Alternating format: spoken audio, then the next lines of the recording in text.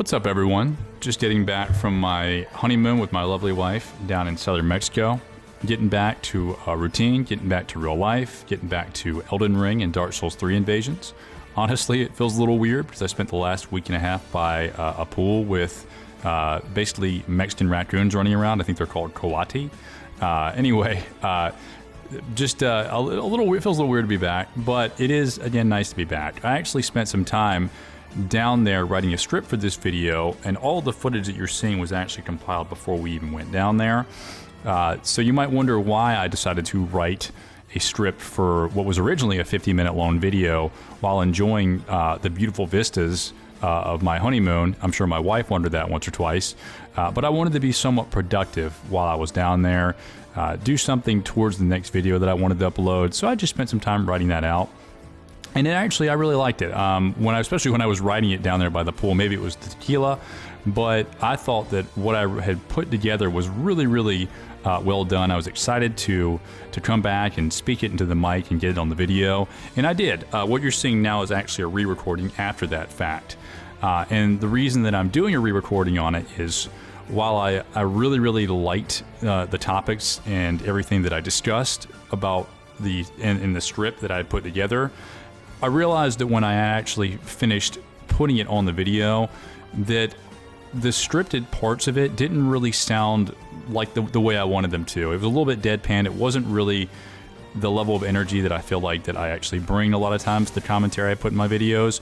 And so I didn't really love what I had actually put together. So I decided that I would keep the bullet points, the main bullet points of what I wanted to talk about, and then just continue with, and maybe use some of the scripted parts that were some of the better things that I really wanted to discuss. If you'll remember, I guess, I have about 608 subscribers now. Not all of y'all watch. Well, maybe all you do. But I know that not everybody watches all the way through. Some people commented at the end of my last video, because I did kind of a pseudo-secret poll asking if you wanted to see more Dark Souls 3 content. And pretty much overwhelmingly, it was a yes, which doesn't really surprise me because I think there's a healthy appetite out there, especially for people who are playing Elden Ring. I know that I have an appetite for new Dark Souls 3 content just because Dark Souls 3 and Dark Souls 3 Invasions feel very good, especially a lot of times compared to Elden Ring. I'm not going to sit here and hate on Elden Ring Invasions, but Dark Souls 3's PvP and Invasions just have something really special to them. I think that they were a little bit more optimized than what we currently have in Elden Ring. That's not to say that the Elden Rings couldn't improve by the end of the cycle, but I really think that there's still a little bit left to be desired there. So I've included some DS3 footage, obviously, what you're seeing now. This video is going to be a medley of Elden Ring and Dark Souls 3 content, just kind of bouncing back and forth. So we'll see if that really works out well for this video. It will either work out well, or it will just be a weird one-off. So yeah, I hope that you like it. I'm also invading as a Sunbro because I am a fun invader, so hashtag fun invader. I made a community post, lore-wise, discussing why Sunbros, I think, are actually renegade, heretical believers in the First Sun. And they are, I'm sorry, I can't speak today, and that they are actually engaging in dragon worship, at least by proxy. So if you're a Sunbro and you're not invading, just remember that, and you could be a fun invader. I personally like the idea of war god First Sun worshippers invading people in their worlds who are trying to link the fire. So that's my personal hate canon. Also, we get a really cool, unique color, further saying in my mind this is a legitimate invasion covenant and not just something as an afterthought. But again, that's up for personal interpretation. I think it's a true thing. So yeah, there's actually a lot of activity in Soul Level 90 in Dark Souls 3. I mentioned this a little bit in my other video. I think it was what did I call that thing? I forget now. A mismatch of Dark Souls 3 and Elden Ring. A story of a tale of two games. That's what it was. Yep, a tale of two games. But in Ariandel, Lothric Castle, Archdragon Peak, and my personal favorite, the Grand Archive, there was a ton of activity. While there's been less groups with summons, there have been plenty of solo hosts and blues. And actually, not all of these fights have really gone my way either. Some of the hosts have really kicked my ass. Which is exciting because it means there's some solid players around, which makes the game and all those invasions a whole lot more fun, so I'm perfectly fine with that. The Elden Ring build you're actually seeing right now is a similar idea, but it morphed from Hawkshaw's lore video talking about the conspiracy against the gods in Dark Souls 1. Excuse me. In Anor Londo, you can actually come across a room that contains an illusory wall in the fireplace. And if you break this wall, it actually leads to kind of a darkened secret area containing Havel's armor, or a set of Havel's armor, and an occult club. The implication being that he was somehow involved in this conspiracy, possibly because of Seath, possibly because he had some other vengeance or some other grievance against the gods. It doesn't matter. Whatever the reason, he had that occult club with the armor in his room. Now, obviously, there's other Havels or Havel's Knights throughout Dark Souls 1. I won't get into the lore implications of that, whether it was Havel or not. It doesn't really matter if he left his armor behind.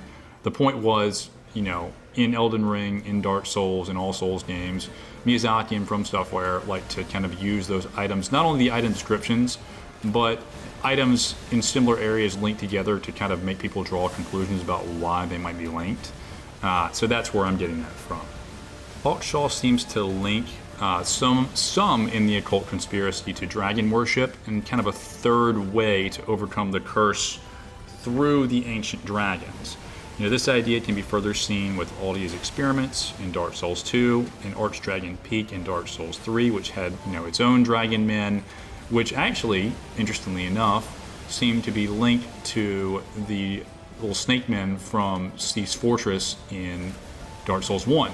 Now, if you're looking at me and saying those don't actually look the same at all, if you think about it and you're looking at the snake men in Dark Souls 3 and Archdragon Peak, you can see that they're hunched over versions of, or what look like very hunched over versions of the kind of prouder, more, I guess, straight back snake men from Sen's Fortress in Dark Souls 1. Now, if you were probably to remove those cloaks that they have in Dark Souls 3, stand them up straight, I bet you they would look very similar. Not only that, they're also wield man-serpent hatchets, so that's another link to them. Actually, I think they're also in the Seath's Archives, actually, in Dark Souls 1 too. But anyway, I think they're the same. They might not be, but I'm pretty sure that they at least are linked. And the man-serpent hatchet seems to kind of support my idea in that.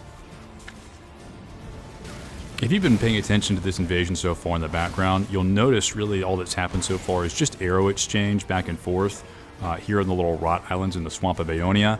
I actually cut out about 30 minutes of gameplay footage before this just because there was no point in having it. It was the exact same thing. Again, just hopping from rot island to rot island, slowly luring the host and phantom here to the boss arena.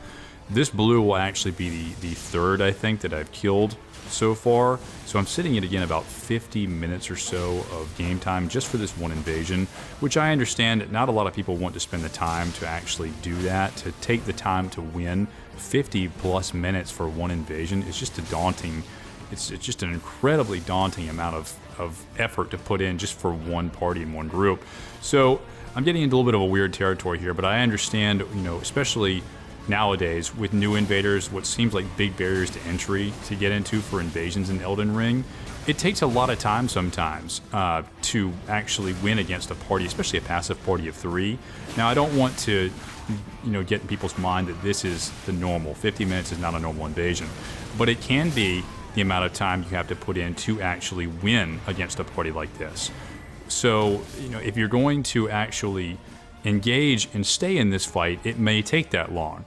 But I guess I'm trying to say, if a newer invader or just anyone in general was looking at a situation like that and they wanted to sever out because the host and the phantom weren't really engaging with the level, I guess I would understand. I don't really like severing, but I have done it from time to time, especially when it was just an awful fight. It's not fun.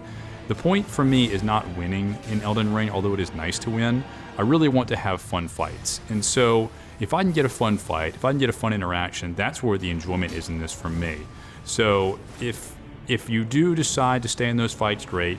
If it's not for you because it just doesn't seem like it's fun anymore, I'll also understand. Not that you need my understanding, but I'm just trying to say I think fun should be the goal, and fun interactions as well. All that being said, I'm gonna let the next 2 invasions play out, just because I think they're pretty good, and I don't really have anything necessarily interesting to say about them. So I hope you enjoy it, and I'll catch you in about, maybe 5-6 minutes.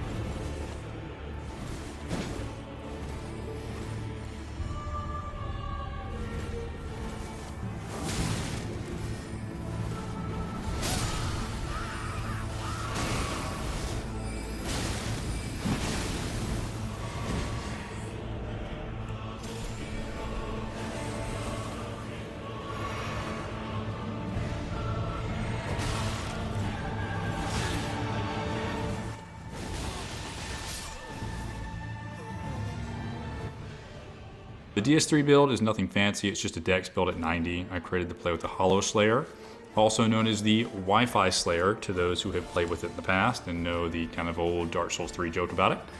The powerful poking partisan, in which I learned the true potential and really the funness, in quotations, from Fel and No Name's Cathedral Dried Finger video from Dark Souls 3. I think they uploaded it like a year or so ago. Again, it was with Fel and No Name. Speaking of Dark Souls 3 weapon potential, in that video, I was watching Fel use the Drang Hammers, and No Name was actually using the Drang Spears. And I was not giving No Name enough credit, and I didn't think the Drang Spears were anything, really that extraordinary. But I have since amended that opinion because I have played several very good players with those spears, and I can tell you that they are no joke. I will never underestimate those things again. They are pretty fucking terrifying, and I was having a tough time finding things that would counter those pretty well. So let it be known, I have changed my mind about the Drang Spears. They're pretty good in my mind now too. Finally, I'll be using actually not finally, but another weapon I'll be using is the Black Knight Glaive for that running R1 and the R1 L2 R1 combo. The Follower Saber with the original version of Sword Dance called Prying Wedge, which actually feels a whole lot better than the Elden Ring version does. The startup is a little bit slower in Elden Ring. In fact, I feel like it's a lot slower than the Dark Souls 3 version, which just feels very fast and satisfying to hit. And I think that the R2 at the end of the, or maybe it's L, you just keep pressing L2, I'm not sure. At the end of the combo still hits people. It might be a true combo. I don't remember, don't quote me on that, but I'm sure it's in this video. It just feels a lot better than Sword Dance. And when I first saw that Sword Dance was in Elden Ring, I was like, wow, this is gonna be the one I'm constantly using. I will never use anything else. I still use it, but it's not nearly as good. I could immediately feel that I was not as satisfied with it. So yeah, it's a little bit disappointing, but that's okay because we have Prying Wedge on the Follower Saber, so I like that. For ranged options, the only option that I ever feel comfortable going with in Dark Souls 3 is the Millwood Bow with the Millwood Great Arrows. Basically the Dark Souls 3 version of what you should have been able to have access to through a vendor with the Golem Great Arrows, which is just an absolute travesty that you can't actually buy those in Elden Ring.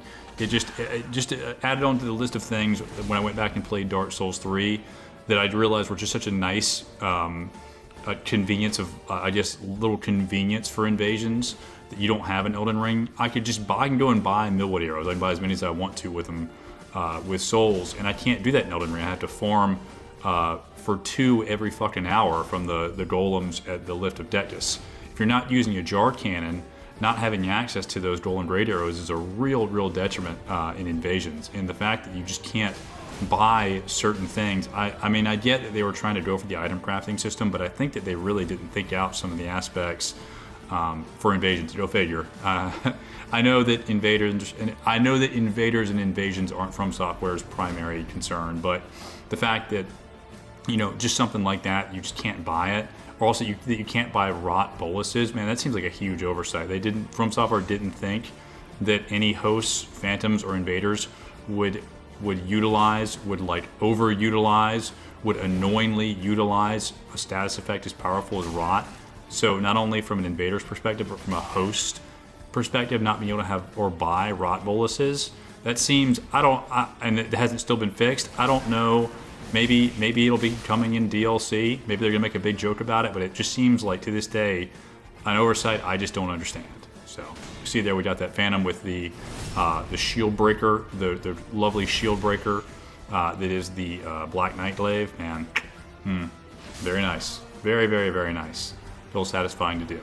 I think the last thing I haven't talked about on this build is the Astora's Greatsword, which is an ultra great sword and is probably one of the best ultra great swords in the game, if not the best.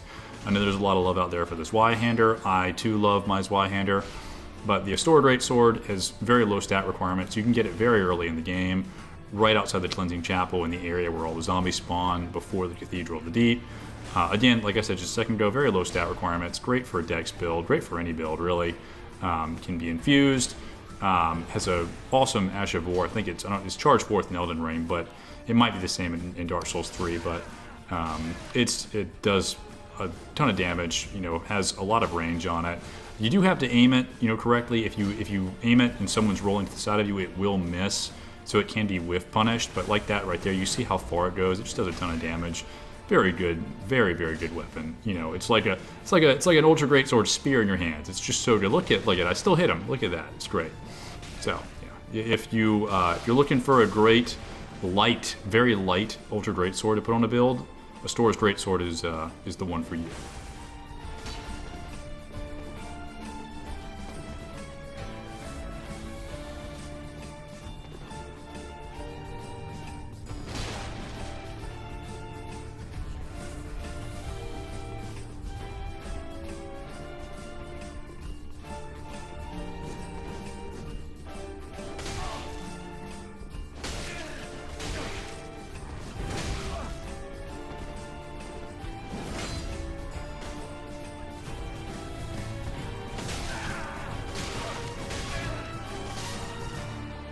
The idea behind this character is that he uses all manner of slightly taboo incantations, including Dragon Claw, which I actually dual wield with 2 arcane seals in each hand, Blood Boon, Lightning Spear, Catch Flame, etc. He's level 65, again with 40 Vigor, and he's utilizing Radigan's Scar Seal, which I talked about in my last video for the low-level invasions. Main weapon I utilized are the Monk's Curb Greatsword with Flaming Strike,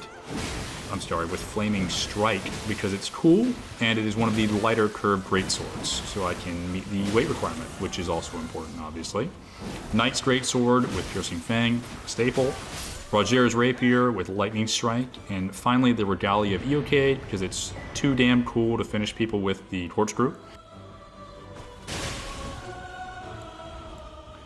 Practically, the incantations that I'm using on this are decently effective. Blood Boon's just an area control spell or incantation with some blood buildup. I'm using 2 arcane seals for Dragon Claw so that I can cast it much like Gavel of Haima on a faith build, one at a time. I don't have, if I cast it using 1 seal at a time, first in the right, then in the left, I'm avoiding the extended recovery time from using it twice that you would otherwise, and I'm getting more damage from it. Using Lightning Spear obviously is kind of a cleanup tool. And yeah, those are the practical ones that I'm using for the build. Also, through the Great Bow on the build, just to be able to have access to Rain of Arrows, which you can see I'm using pretty well here. It's this passive group hanging out on top of the castle.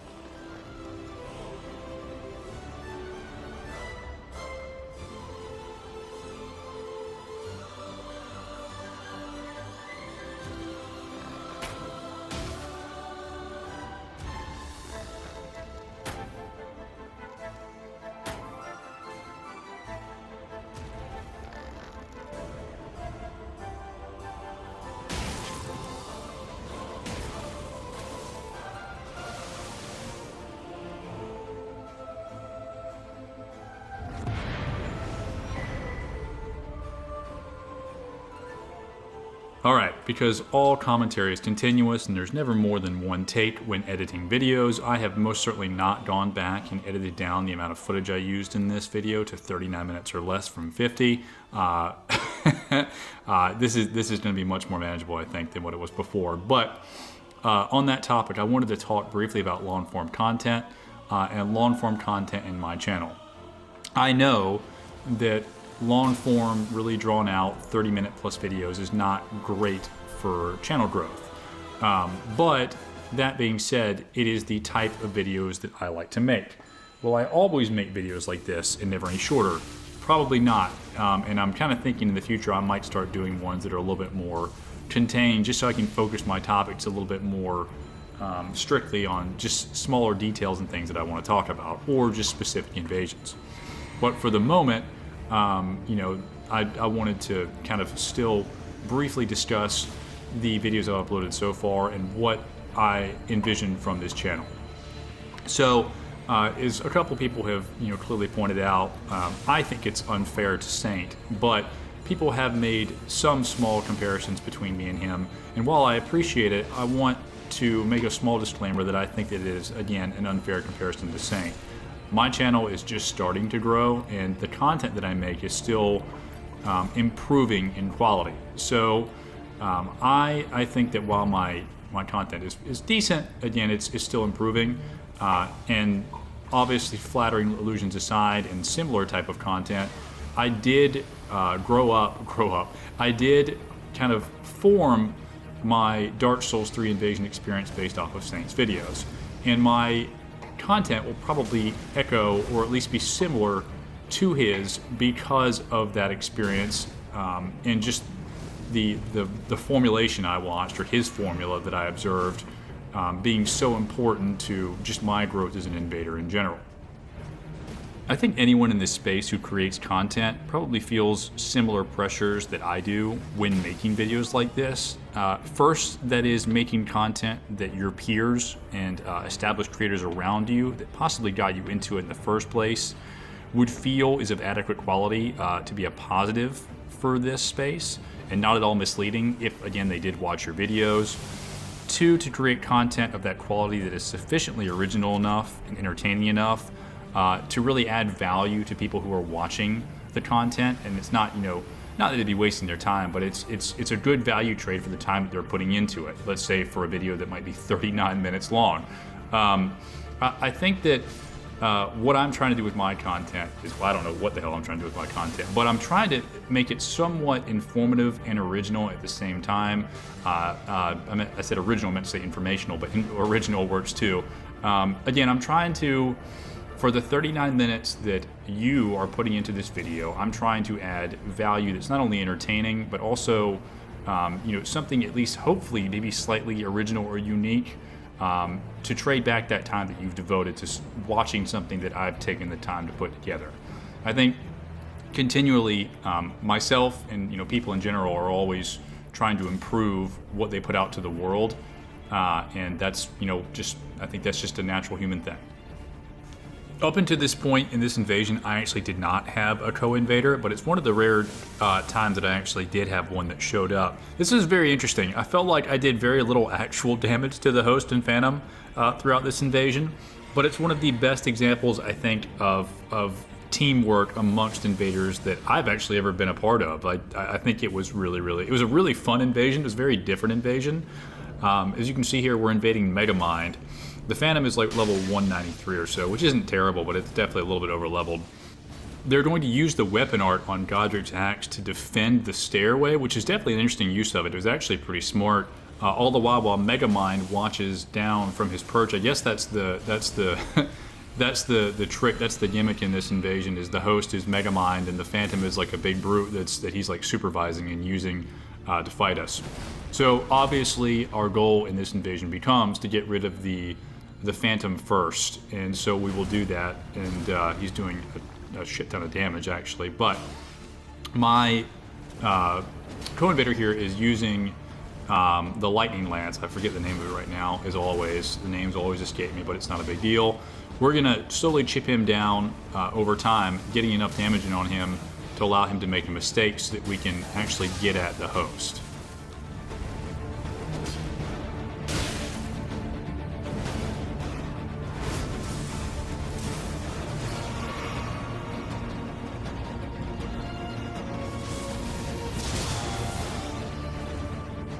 Now a quick Piercing Fang into R1, R1, R1 roll catch, and the Phantom is out of here, and we have to just focus on the host.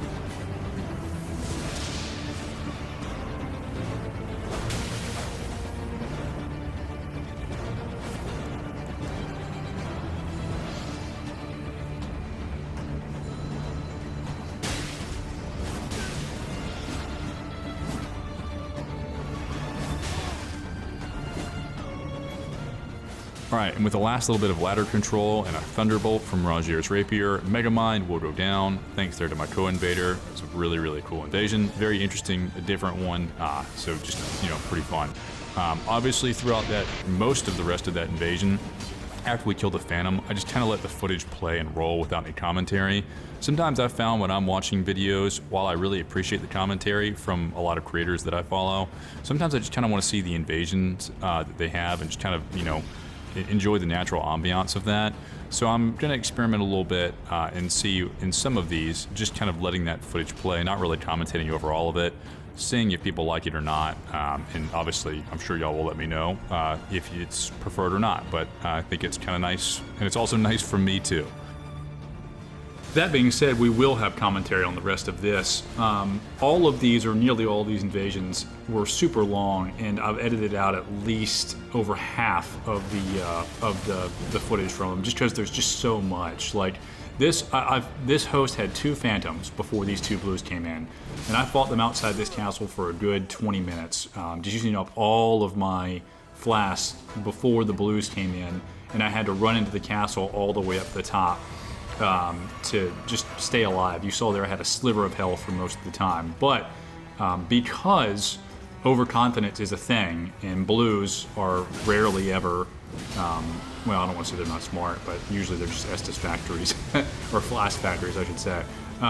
You can, if you play smart and lure them, I guess host, Phantoms, Blues, however the right way, just gotta play smart, you can oftentimes turn even the worst invasion around to your advantage and actually win it. Just play carefully, play defensively if you need to, while being aggressive when it's the right time, and just not giving up. You saw there again, I had no flasks, like 10 HP or maybe a little bit more than that, but I didn't give up. I lured them into, I guess, to my field of play, and I won because of that. So.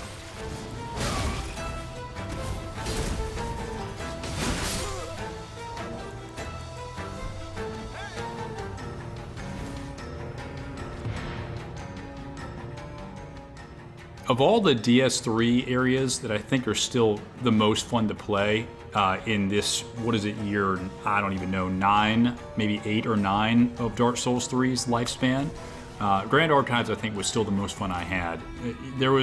I really liked Ariandel, but I think I've done so many invasions there I've kind of played it out for myself. There is a constant stream of invasions in the Grand Archives. Now, some of those, a lot of those, and you see them in this, are people who will not play the Grand Archives. You'll just have to fight them out front. But for those who do play throughout the Grand Archives, man, it is so much fun. It's known, obviously everybody understands who's played Dark Souls 3 and plays PvP, the Grand Archives is a fun place to invade. It's always been a good place to invade. My point is it's still a fun and good place to invade. I was having so much fun in here, in fact, that at one point in time, I actually turned on the dried finger myself and ran through this whole area several times to get invaders, just constantly all the way through. And there were a good bit of invaders. I actually was invaded several times each time I did it. One particular invader I ran through, I think, twice with.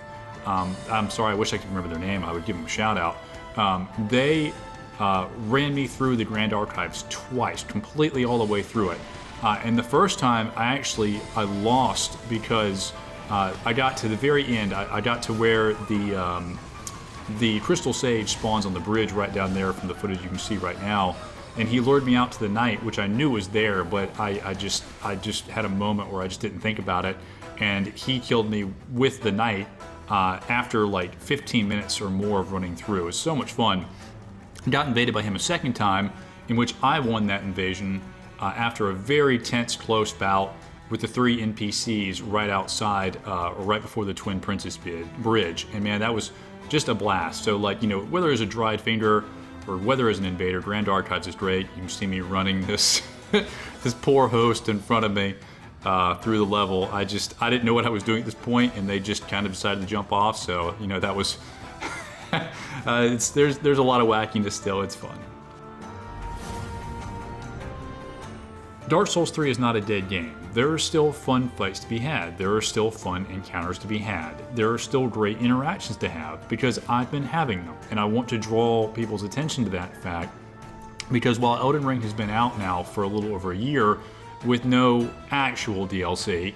I think that as the game has matured a little bit and people are maybe getting a little bit, drawn out of it because there's just, they've experienced everything there is to experience. They've done all the invasions they want to. Dark Souls 3 is still there, and maybe some of those people, maybe you, haven't actually stepped into it in a little while. And if you're looking for something as an alternative, I think Dark Souls 3 is still a good alternative to play right now. Not only am I saying that for you, I'm saying it for me, because I want to fight you. You come into Dark Souls 3 and fight me, please, because I'm having such a fun time in Dark Souls 3 as well. I want to fight all of you. I want to have those experiences with all of you, and I constantly want to play better and better players, fun players, just whoever wants to play. I want to play you because you're the type of person that I enjoy fighting. So come on into Dark Souls. Come on into Dark Souls 3 and fight me, and we will have a good time. So I hope you've enjoyed the long, rambling video. It's always fun for me, if a little tiring. Anyway, I will see you in the next one, and yeah, thanks for watching.